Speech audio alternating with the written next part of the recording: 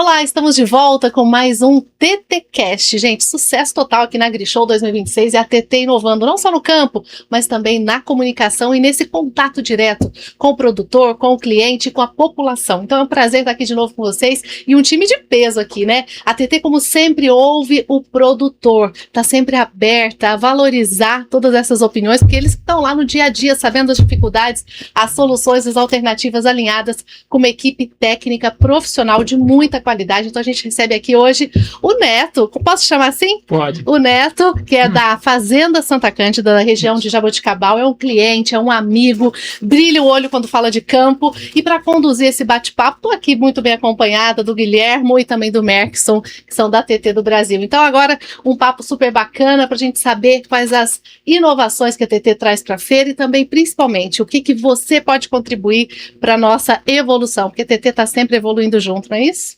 Sim, senhor. Bom, Neto, prazer gigante para nós estar visitando a gente na show.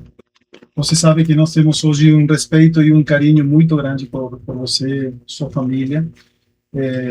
Gostaria de expor um pouco para todo mundo esse trabalho tão difícil que o produtor canaveiro leva dia a dia na roça, como falam vocês. E ter essa oportunidade de, em uma mesa, falar um pouco para todos. Fala um pouco sobre a empresa, sobre a sua família, como é a estrutura.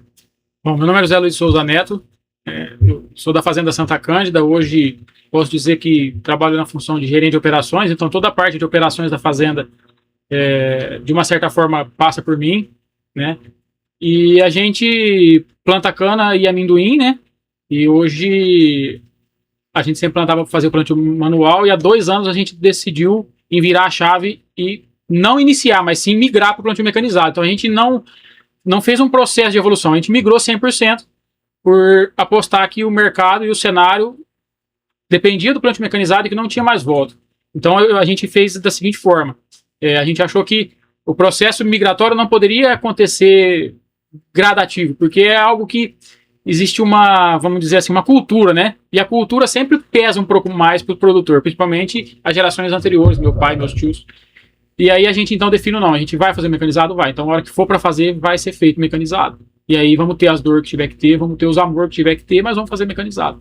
E assim começou, né? O ano passado a gente começou a fazer o plantio mecanizado numa área de 180, de 400 hectares, 380 a 400 hectares. Esse ano plantamos 500 e 100% mecanizado. E a TT fazendo parte dessa história. Sim, a TT teve comigo Deus do sonho, né? Uhum. Que foi quando a gente começou a pensar em fazer o plantio mecanizado, analisar máquinas, conhecer as máquinas que o setor tinha para apresentar. A gente foi e visitamos em vários lugares, vários produtores, e a TT embarcou nesse sonho junto com a gente, apostou na gente também, da mesma forma que a gente apostou neles, né? E assim, a gente, é o que eu falo.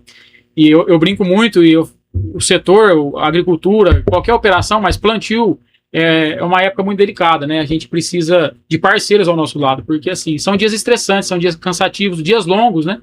O plantio não é uma época que você pode parar mais cedo ou simplesmente falar, hoje eu tenho um compromisso, eu não vou e eu vou outro dia. Certas épocas do ano dá para fazer isso, mas plantio não dá. Então a gente precisa ter parceiros ao nosso lado que também estejam dispostos a acordar mais cedo e dormir mais tarde. É o que eu brinco muito, né, nas reuniões que a gente tem. E interna também, e eu falo assim, é a parceria que traz o sucesso. E a gente chegou no sucesso, chegou na excelência e na perfeição do plantio mecanizado. Eu falo que isso é uma parceria, né? É uma família. A gente se torna uma família, porque é só em casa que a gente consegue brigar de manhã e à tarde tá tudo bem sair para jantar junto. É verdade, em casa é assim, né? Todo mundo tem isso em casa. E eu falo que na agricultura, se a gente não tratar como uma família, não vai dar certo, porque vai ter os momentos difíceis. E é a superação dos momentos difíceis que faz o negócio ficar mais gratificante. Eu gostaria, Neto, fazer um doble clique numa palavra que você usou, que é excelência. Na história da TT, nós tivemos muita gente colaborando com a gente. Mas quando você acha um produtor como você, em uma região como Jaboticabal, que vira referência, acontece algo detrás que é bom entender. E nós hoje vivemos essa experiência com você. Quando o telefone sona e é Neto, todo mundo fica correndo, porque a pancada pode ser grande. como você enxerga essa excelência dentro do trabalho, misturada com inovação, misturada com coisas que quase ninguém vê e você sempre parece que está 10 passos na frente? Eu falo assim, né? Toda máquina vai ter problema. Independente de qual marca for. Isso é da máquina. Não existe máquina inquebrável. Não existe a máquina que não vai te dar dor de cabeça de nenhum. Existe a máquina que tem uma empresa por trás que preza pela máquina funcionando. O suporte. Como o dono preza. Porque ninguém mais quer que a máquina rode que o dono da máquina. Isso é fato, porque ele quer rodar, não quer máquina parada não produz. E aí entra naquela questão assim, né? A empresa está no mesmo alinhamento. Então ela quer que a máquina não fique parada tanto quanto nós. Isso é o ponto mais importante. O segundo ponto, quando a gente fala de excelência. Por que o plantio mecanizado começou lá atrás, há muitos anos? 2008, acho que foi o pico maior que teve lá, e aí queimou o plantio mecanizado. Queimou. O Estado parou de plantar cana mecanizado. Por quê? Porque veio muitas controvérsias no meio do caminho. Hoje eu falo bastante com particularidade para alguns amigos assim, ó. Plantar cana, todo mundo planta. Todo mundo planta. O cara falar que vai plantar cana mecanizada, hoje ele planta. Independente da marca. Agora, plantar cana com excelência, não é todo mundo que planta. Então, assim, ó, o que eu prezo muito no meu dia a dia é fazer com amor em primeiro passo. Então, é sair de casa determinado a falar, não, hoje eu vou fazer um pouco melhor do que eu fiz ontem. Porque a gente evolui todo dia. Ninguém nasceu sabendo. E eu acho que na vida inteira ninguém vai saber tudo. Então, assim, ó, é uma evolução diária. E aí, essa evolução diária é onde eu falo que a gente tem que ter parceiros e ter uma família, porque a gente vai evoluir junto. Ninguém evolui sozinho. Isso é impossível. E a gente encontrou isso, né? A gente encontrou os obstáculos, rompemos os obstáculos e atingimos a excelência com parceria, que é o mais importante. E é o slogan da empresa, evoluindo juntos, né? Com certeza. Então, você falou agora há pouco para mim sobre o conceito de quantidade de semente no chão versus não ter semente. Fala um pouco para a gente como você pensa esse conceito para que todo mundo... Eu tenho um exemplo. Eu acho que assim, existem muitos métodos e muitos... Acho que cada região tem uma particularidade, vamos dizer, né? E a gente usa isso muito dentro da família, e a gente fala isso lá até para os funcionários. A gente tem cana hoje de 14 cortes, com colheita mecanizada. Então a colheita mecanizada é o vilão. Não, a colheita mecanizada não é o vilão. É a forma quando você conduz a colheita mecanizada, é a forma como você conduz os tratos que é o vilão. Então, assim, eu acho que tudo que é mecanização veio para melhorar, desde que você faça o dia a dia bem feito. Então, eu tenho cana com 14 cortes. E o que eu uso de exemplo essa cana? Eu lembro como se fosse hoje, foi uma das primeiras canas que eu ajudei a fazenda a plantar, que eu estava saindo da escola para ajudar a família. E na época, quando a gente faz o plantio manual, a gente fala de quantas canas a gente quer, né, cruzada, né, o método antigo falar, né? Então, eu te falava assim, não, põe 3 canas cruzadas, porque essa cana tá madura e eu tô com medo. A gente encheu o suco de cana. E essa cana tá com 14 cortes. Eu tive um custo de cana de muda mais alto naquele ano, eu tive. Mas numa média do canavial do estado, eu já tinha que ter feito de 2 a 3 plantios naquela área. E eu não fiz nenhum. Então é aonde a gente consegue tirar a lucratividade do canavial, é na longevidade. E a gente só vai ter longevidade onde a gente tem cana. Então eu falo assim, ó, cana produz cana, falha não produz cana. A falha é um vilão. Ela traz erva daninha, ela traz um problema e não traz rentabilidade nenhuma. E o replantio é uma solução? Sim, mas não é a melhor solução. Nada é como um plantio bem feito. Porque replantio de nenhuma cultura funciona bem. Porque você está tendo que refazer algo que não ficou bem feito. Então eu falo que a gente atingir a perfeição do plantio é o ponto inicial para a gente ter longevidade no canavial. Eu sei que vai ter controvérsia, vai ter gente que vai falar, esse cara é louco. Tudo bem, mas para nós está dando certo. E eu acho que o custo inicial de muda é talvez no primeiro ano do plantio. Por quê? No próximo ano, aquela cana que está ali, ela vai virar cana.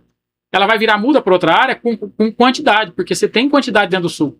Agora, se eu tenho uma cana a conta-gota, a muda vai ser a conta-gota. Então, você vai usar mais muda por hectare. Mas por que você está usando mais muda por hectare? De quantidade de... Não vamos falar em tonelada, porque a tonelada vai ser sempre a mesma. Por isso que eu não gosto de falar quantas toneladas você usou. Não, eu gosto de falar quanta a taxa de multiplicação. Por quê? Se eu tenho um canavial bem plantado, bem perfilhado, que nasceu muito bem desde o começo, eu vou usar X hectare para plantar. Então vamos falar, eu já cheguei a 1 para 8, 1 para 9. 1 hectare plantou 8, plantou 9, mecanizado. E eu já peguei muda de terceiros, porque eu não tinha aquela variedade, ou por um determinado motivo, ou que eu plantei 1:4. Ah, Neto, mas então 1:4, a taxa de multiplicação do plantio mecanizado é muito ruim. Não. A taxa de multiplicação do plantio mecanizado depende do como o canavial está. Isso intervém em outros fatores, como variedade, data de plantio, idade daquela muda, entre nó, se choveu muito, se choveu pouco. Então, assim, existem muitas variáveis para falar que o plantio mecanizado gasta muito ou pouca muda. Tá? O que eu deixo de aprendizado nosso, não só no plantio mecanizado, mas que hoje eu acho que é a maior tendência do mercado e não tem volta. Cana produz cana. Falha produz prejuízo. Então, assim, a gente não consegue trabalhar com falha. Vai existir? Sempre vai. Existem fatores climáticos que às vezes a gente não consegue controlar. E aí, isso não existe implemento, não existe solução nenhuma que vai corrigir. Mas dentro do que a gente possa fazer no operacional, que dependa da gente, eu falo que assim, a cana produz cana. E vamos falar assim, a dica que eu deixo para todo mundo. Muito bom. Muito bem. Você, Neto, hoje está trabalhando também com um canterizador nosso da TT. E os vídeos que vocês estão gerando hoje são virais nas mídias de Brasil. Qual é o conceito de por que você está utilizando hoje a canterização misturada com o plantio? Vimos vídeos onde o canterizador está em uma linha e ao lado está... Era só para o vídeo ou você realmente está trabalhando assim? Porque é incrível a imagem. Eu tenho um conceito, a gente montou um conceito assim, ó. Quando a gente migrou para o plantio mecanizado, eu busquei a tecnologia do canterizador. Por quê? A gente entende que o mecanizado, ele tem uma certa exigência, né? O plantio convencional, você sulca, você pode esperar até enxugar para você cobrir a cana. Às vezes, precisei sulcar um pouquinho mais molhado, precisei fazer uma loucurinha. É normal, o dia a dia exige isso. O mecanizado, não, você não tem essa escolha, você sulcou e cobriu. E aí existe a questão de torrão, bolsa de ar, e eu falo que o canterizador reduz essa questão de bolsa de ar, de torrão, porque ele deixa uma terra mais fina na onde vai plantar. E aí existe a questão do tráfego controlado. A gente tem que pensar que a gente está andando com uma máquina somando cana, somando tudo, com 10 toneladas. Então, assim, a gente tem uma rua, vamos dizer, né? O caminho certo para ela passar é o melhor do cenário. Porque a tendência de uma máquina dessa afundar é muito maior do que um trator com sulcador, isso é fato. Então, assim, o canterizador, eu acho que hoje, o plantio mecanizado e o canterizador andam de mão dadas. Por quê? A qualidade da terra para cobrição, que é feita ao mesmo tempo, de forma instantânea, fica muito melhor. E aí a questão, é lógico, a gente sempre põe os tratores mais perto para fazer os vídeos e tudo mais, mas assim, eu tento não deixar o canterizador adiantar muito. Porque do mesmo jeito que o canterizador cria uma reserva naquela parte, ele ajuda a secar um pouco a terra. No ponto inicial. Então a gente, é lógico, tem que ter uma margem de folga ali, porque também senão não consegue, ainda mais esse ano que a gente estava com 2 plantadoras e 1 canterizador, então assim, a gente precisou adequar um pouco mais as horas de trabalho do canterizador. Mais um exemplo, eu tento deixar sempre uns 15 a 20 hectares na frente. Não falar, vou deixar lá para... E essa relação de um canterizador para 2 plantadoras é correta ou você deveria estar com 2 e 2? Não, eu falo que se você conseguir se estruturar, um exemplo, para a plantadora, o canterizador trabalha 24 horas e as plantadoras, no nosso caso, a gente só trabalha 12 no plantio mecanizado. Então, suporta. Dá. Se fosse tudo 24 horas, não vai suportar. Então precisa de 1 para 1, vamos dizer, né? Então, hoje um canterizador trabalhando 24 horas e 2 plantadoras trabalhando 12, suporta. É a estrutura ideal. Perfeito.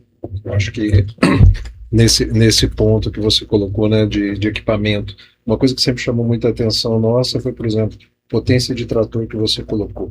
Ou seja, isso sempre chamou a atenção como algo positivo, mas como o mercado vê, porque sempre a pergunta para nós é qual é o mínimo, né? Essa é sempre a nossa pergunta que a gente recebe, qual é o mínimo trator que eu tenho que colocar para poder ter uma operação com a plantadora. E eu vi sempre você poder usar algo a mais. O que esse algo a mais te trouxe de benefício? Como que é esse conceito de estar... Hoje acho que você está com um 305, se eu não me engano, né? Um Valtra 305. Hoje eu trabalho com plantadora. Um 305 e um 325. Ok.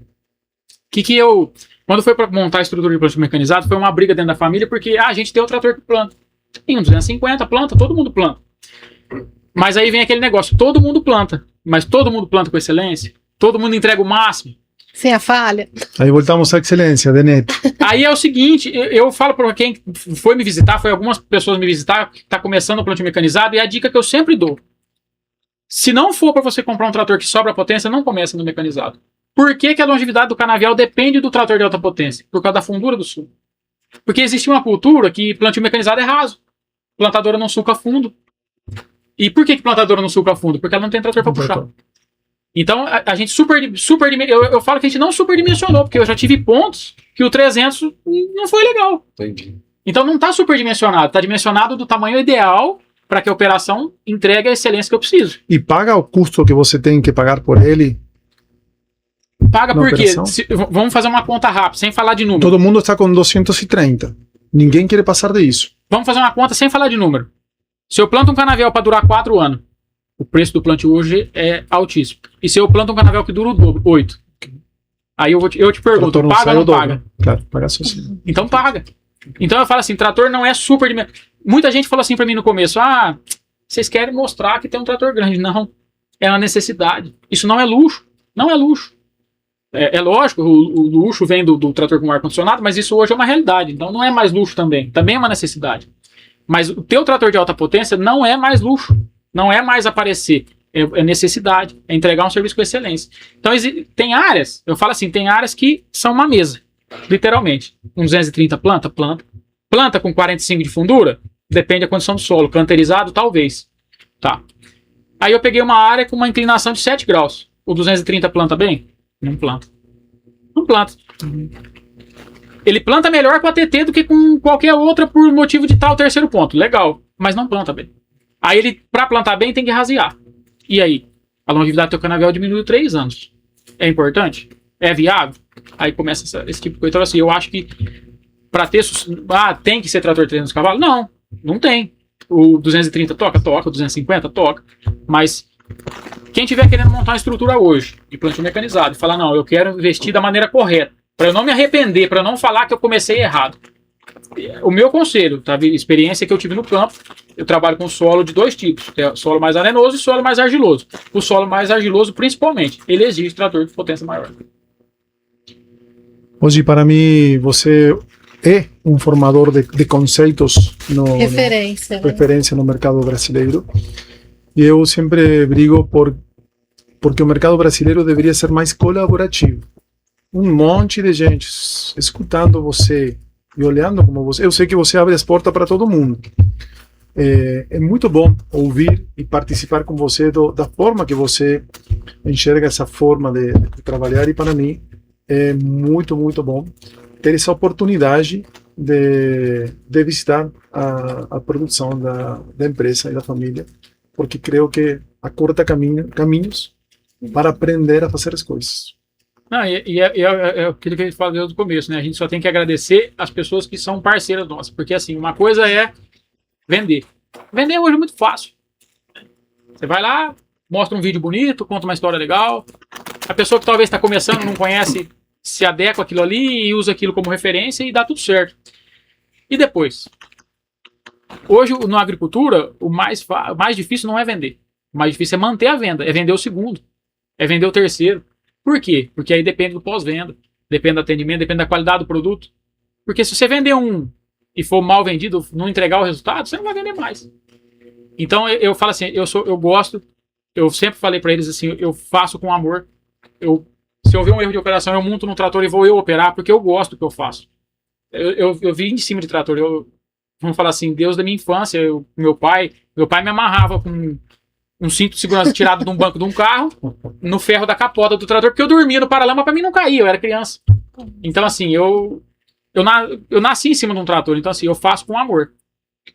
E hoje não existe mais, eu falo que essa transição de geração, principalmente, que nem meu pai e meus tios são vivos, eles que tocam o negócio, eles estão lá todo dia junto comigo, no mesmo horário, até mais que eu. Então assim, eu falo que é muito bonita essa transição de família, né, de estar junto para poder aprender o que eles têm para oferecer, do convívio que eles tiveram com a terra, e também agora com a geração nova que vem, as tecnologias, as mudanças, que talvez se eles estivessem sozinhos, eles não iam se adequar, porque para eles estava bom do jeito que estava.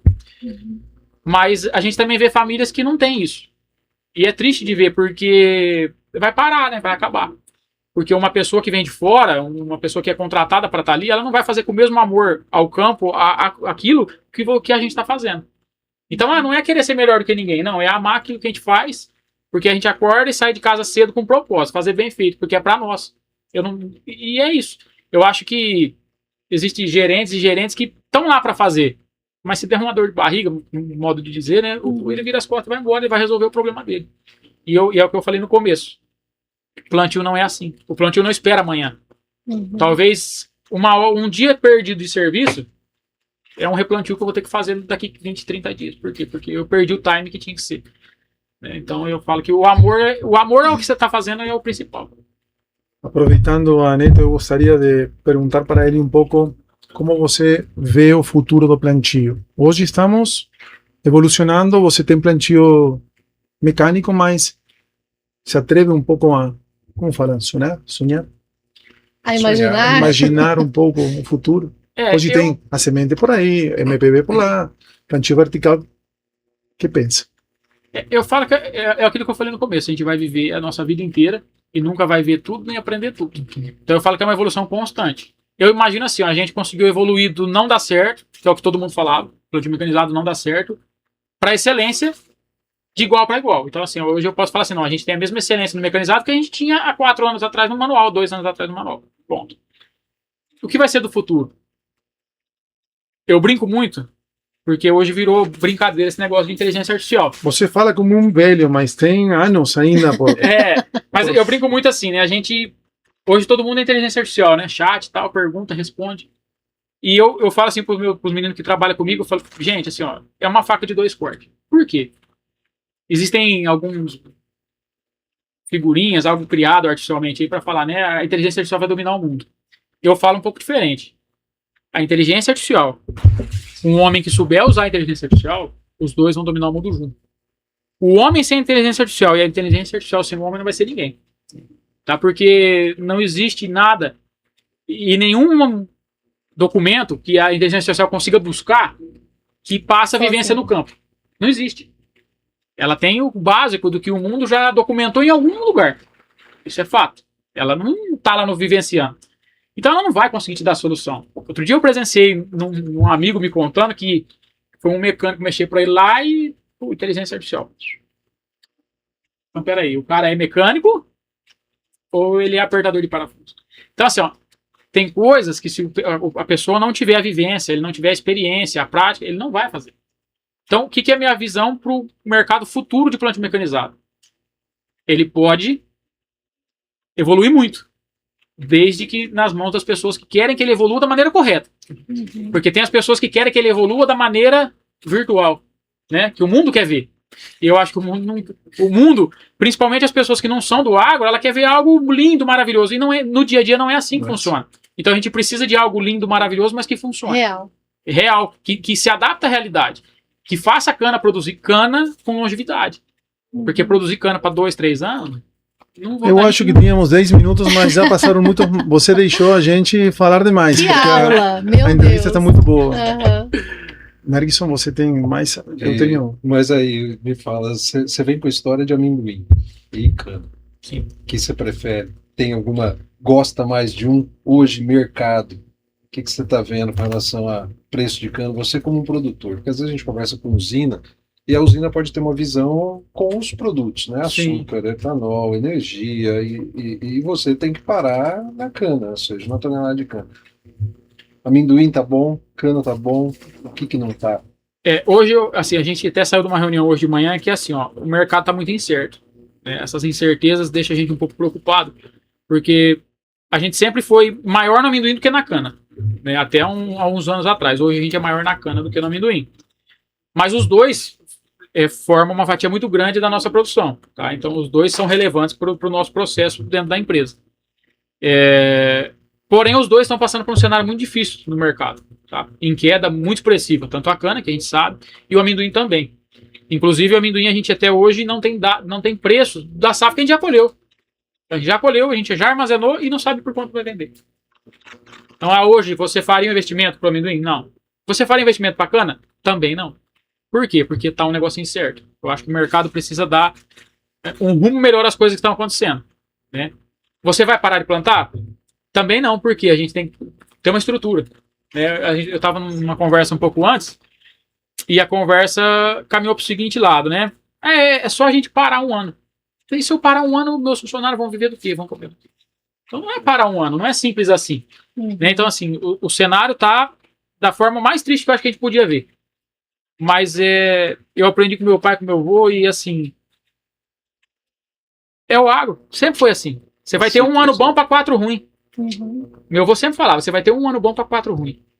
Se não for 5.